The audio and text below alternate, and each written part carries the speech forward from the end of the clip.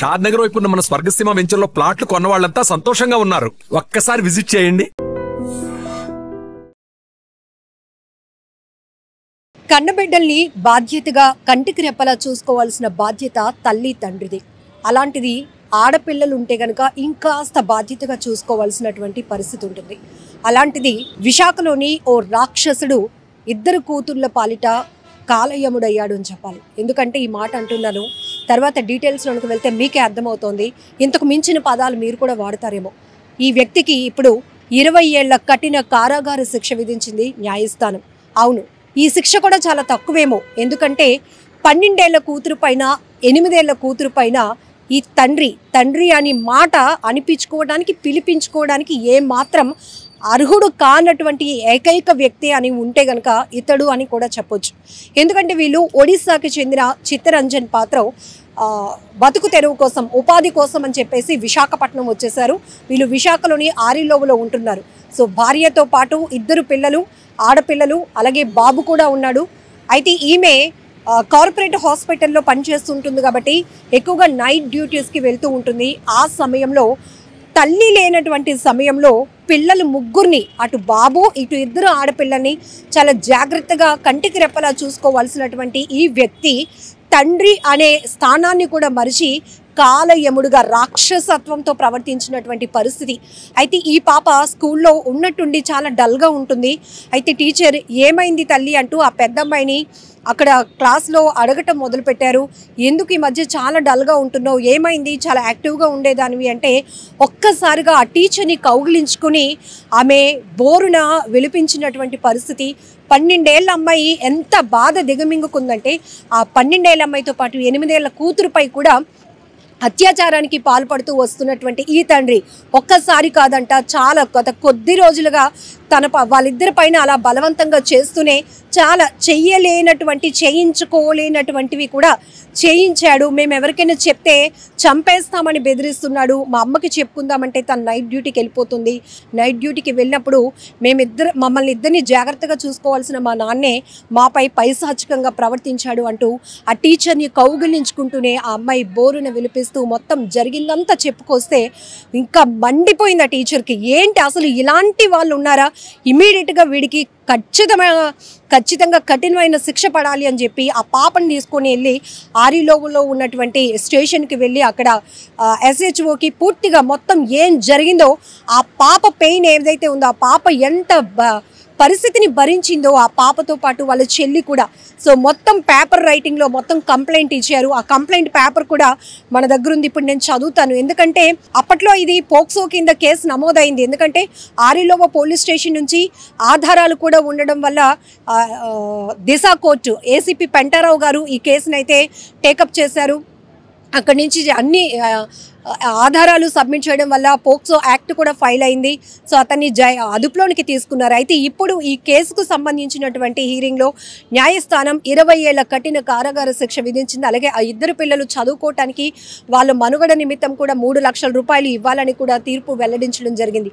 ఒక్కసారి అంటే చాలా కన్నీళ్ళు పెట్టిస్తుంది ఇప్పటికీ నేను ఆ రైటింగ్ అర్థం చేసుకోవడానికి. ఎందుకంటే అప్పుడు ఆ పాప 13 years అంట, 7th క్లాస్ చదువుతోంది. తెలుగు కూడా అంత స్పష్టంగా లేదు. కానీ ఆ లెటర్స్ తప్పులు లేకుండా మీకు నేను చెప్పాలి కాబట్టి 2 సార్లు నేను దాన్ని చూసి చదివాను. నాకు కళ్ళల్లో నీళ్లు తిరిగాయి. ఎందుకంటే ఆ తల్లికి పాపం పిల్లలు చెప్పినాక ఆమె అతన్ని ప్రశ్నిస్తూ వస్తుంటే ఇంట్లో ఉన్నటువంటి చీపురు గట్టతో అసలు మనిషిని కూడా కాదు కుక్కను కొట్టినట్టుగా అంత దారుణంగా మా అమ్మని కొట్టేసేవాడు, మమ్మల్ని కూడా కొట్టేవాడు, చంపేస్తాను మీ అందరినీ అని చెప్పేసి బెదిరిస్తూ వచ్చేవాడు. మేమేం చెప్పుకోలేకపోయాం. కానీ నా బాధ, నా కన్నీళ్లను నా టీచర్ గమనించింది. నా టీచర్ సహాయంతో మీకు కంప్లైంట్ ఇవ్వడానికి వచ్చాను అంటూ ఆ పాప రాసినటువంటి ఆ అక్షరాలు చూస్తేనే నాకు ఏదో అయిపోతుంది. ఎందుకంటే ఆ వయసులో చక్కగా చదువుకోవాల్సినటువంటి పిల్లలు తల్లిదండ్రులు చాలా జాగ్రత్తగా చూసుకుంటే ఇంకా మంచి ఫ్యూచర్ ఉంటుంది, వాళ్ళు చక్కగా రాణించగలుగుతారు.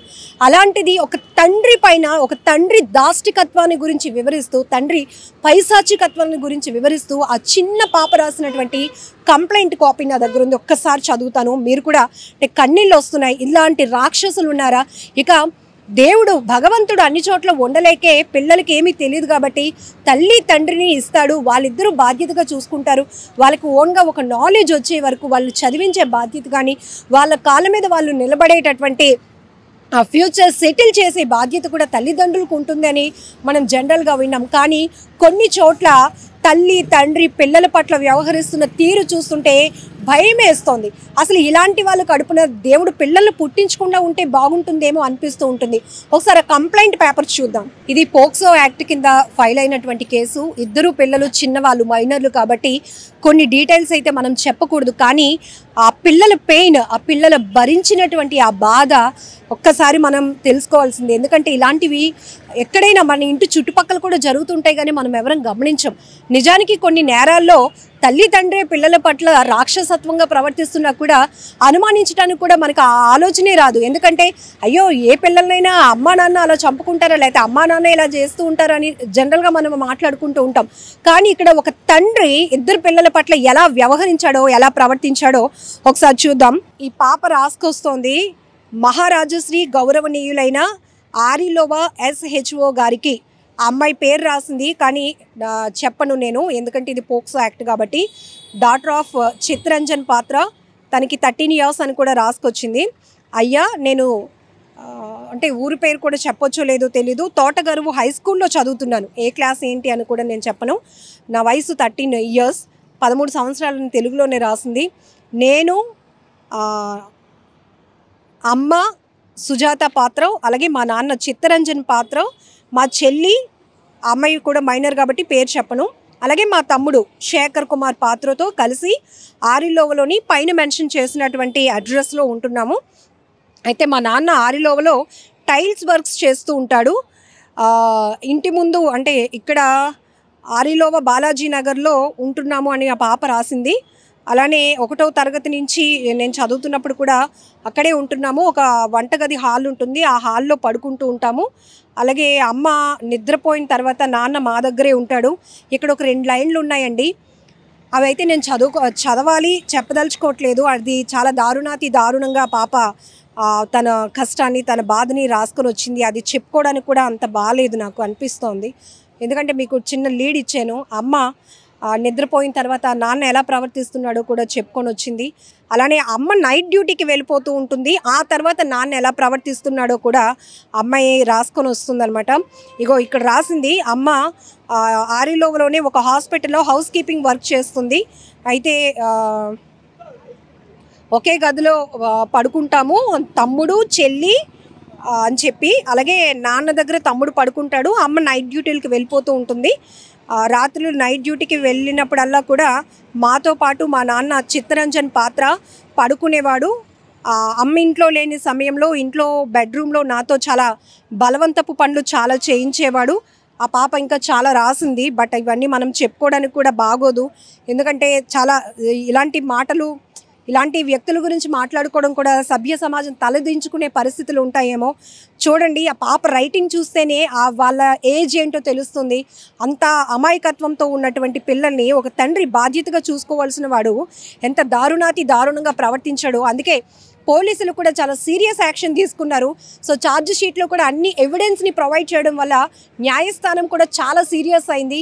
వీడు బయట ఉండకూడదు ఇలాంటి వాడు అని చెప్పి 20 ఏళ్ళు కఠిన కారాగార శిక్ష విధిస్తూ కూడా తీర్పు వెల్లడించడం జరిగింది. సో ఇక్కడ అమ్మాయి చాలా విషయాలు చెప్పింది. ఇట్లా చాలా అమ్మ లేనప్పుడు చాలా చేస్తున్నాడు. అలానే అమ్మకి మేము చెప్పినప్పుడు కూడా అమ్మ చాలాసార్లు అడిగింది. అయితే అమ్మని కూడా చీపురు కట్ట పట్టుకొని చాలా గట్టిగా కొట్టేసేవాడు, చావు దెబ్బలు కొట్టేవాడు. అమ్మ చచ్చిపోతుందేమో అనే భయం కూడా మాకు వచ్చింది. అలాగే మీరు ఎవరికైనా చెప్తే కూడా చంపేస్తాము అని బెదిరించేవాడు. మా టీచరు అడగడం వల్ల నేను ఇది చెప్తున్నాను.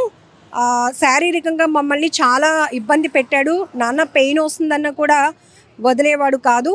వెంటనే మా టీచర్ హెల్ప్తో నేను ఇప్పుడు ఈ రిపోర్ట్ రాస్తూ మీకు ఇస్తున్నాను. ఆరిలోవ పోలీస్ స్టేషన్కి వచ్చి రిపోర్ట్ ఇచ్చాను. నన్ను మా చెల్లిని అనేక సార్లు మా నాన్న ఇలా చేశాడు అంటూ చేస్తూ మా నాన్న చిత్తరంజన్పై తగిన చర్యలు తీసుకోవాలని కోరుతున్నాను అంటూ లాస్ట్ లైన్తో ఆ పాప ముగించడం జరిగింది. అయితే ఈ వ్యక్తి పైన ఈ చిన్నారి ఇచ్చినటువంటి కంప్లైంట్ మీద ఇక్కడ మనం జూమ్ చేసి ఇన్ని సెక్షన్స్ ఫైల్ చేశారు పోలీసులు. అంటే ఎంత దారుణమైన వ్యక్తో మీకు అర్థమవుతోంది. నేను చాలా మాటల రూపంలో చెప్పలేక నేను మౌనంగా ఉండిపోతున్నాను. కొన్ని లైన్స్ చదువుతూ నాకు వణుకు పుడుతుంది. ఎందుకంటే ఆడపిల్లగా పుట్టడం అనేది సొసైటీ ఒకప్పుడు ఆడపిల్ల పుట్టిందా అంటూ చిన్నచూపు చూసేవారు. ఇప్పుడు ఆడపిల్లలపైన కొంతమంది తండ్రులు బాధ్యతగా వ్యవహరించడం మానేసి రాక్షసత్వంగా వాళ్ళ శారీరక కోరికలు తీర్చుకోవడానికి కన్న పిల్లలపై కూడా కన్నేస్తున్నారంటే ఇలాంటి వెధవల్ని, ఇలాంటి రాక్షసులను ఏమనాలో కూడా అర్థం కావటం లేదు. మొత్తానికి నాకు పోక్సో అడ్వకేట్ బత్తిన రాజశేఖర్ గారు అయితే ఇది పంపించడం జరిగింది. ఎందుకంటే మనం ఎప్పటికప్పుడు 5 ఏళ్ల క్రితం 4 ఏళ్ల క్రితం నమోదైనటువంటి కేసులకు సంబంధించి కూడా పోక్సో న్యాయస్థానం ఎలాంటి తీర్పులు ఇస్తుంది అని చెప్పేసి మనం ఎప్పటికప్పుడు అప్డేట్ ఇస్తూ ఉన్నాం. అంటే చాలామందికి ఇలాంటి నేరాలు జరిగినప్పుడు అయ్యో వీళ్ళకి ఎలా న్యాయం జరుగుతుందో అనుకుంటూ ఉంటాం. బట్ పోక్సో న్యాయస్థానం ఎంత లీడ్ తీసుకుంటుంది, పోలీసు వ్యవస్థలు కూడా ఇలాంటి మైనర్ల పట్ల మహిళల పట్ల జరుగుతున్న అఘాయిత్యాల విషయంలో ఎలా కేసు ఫైల్ చేస్తున్నారు గోప్యంగా. ఎందుకంటే ఇవన్నీ కూడా అత్యాచార ఘటనలు మైనర్లకు సంబంధించినవి కాబట్టి చాలా సీక్రెట్గా ఇన్వెస్టిగేషన్ మొదలు పెడుతూ ఛార్జ్ షీట్ చాలా స్ట్రాంగ్గా ఫైల్ చేస్తూ ఉన్నారు. సో ఈ కోణంలోనే ఇప్పుడు పోక్సో అడ్వకేట్ బత్తి రాజశేఖర్ గారు అయితే ఈ డీటెయిల్స్ కూడా మనకి ఇవ్వడం జరిగింది. ఇలా మనం అప్డేట్స్ ఇస్తూ వస్తున్నాం. ఏదేమైనా ఇలాంటి ఘటనలు చాలా దారుణం కదా. ఎంత దారుణం అంటే వినడానికి కూడా అసలు మనసు ఒప్పుకోవటం లేదు. అది చదవటానికి కూడా చాలా 2-3 సార్లు నేను ప్రిపేర్ అయ్యాను. ఎందుకంటే ఆ పాప రైటింగ్ ఒకటి అర్థం చేసుకోవాలి. రెండోది ఒకవేళ ఆ తండ్రి ఎంత బలవంతంగా ఎంత దారుణంగా పెయిన్ వస్తుందని వదలకుండా ఆ పాప రాసినటువంటి ఆ మాటలు నేను మీ ముందు చెప్పడానికి కూడా నాకు అసలు ఒప్పుకోవట్లేదు నా మనసు. అలాంటి పరిస్థితి ఉంది. ఇలాంటి వాళ్ళని ఇంకెంత కఠినంగా శిక్షించాలి. ఇలాంటి దుర్మార్గులు ఇంకా సొసైటీలో ఉన్నారు.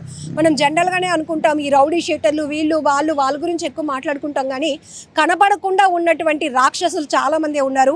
సో ఇలాంటి వాళ్ళని ఎలా కఠినంగా శిక్షించాలి, ఎలాంటి శిక్షలు పడితే బాగుంటుంది అనే విషయం పైన మీరేమనుకుంటున్నారో కూడా కామెంట్ బాక్స్లో మెన్షన్ చేయండి. And for more videos, please subscribe to iDream. Please subscribe to iDream. Please subscribe iDream. And please subscribe to iDream. For more videos, subscribe to iDream.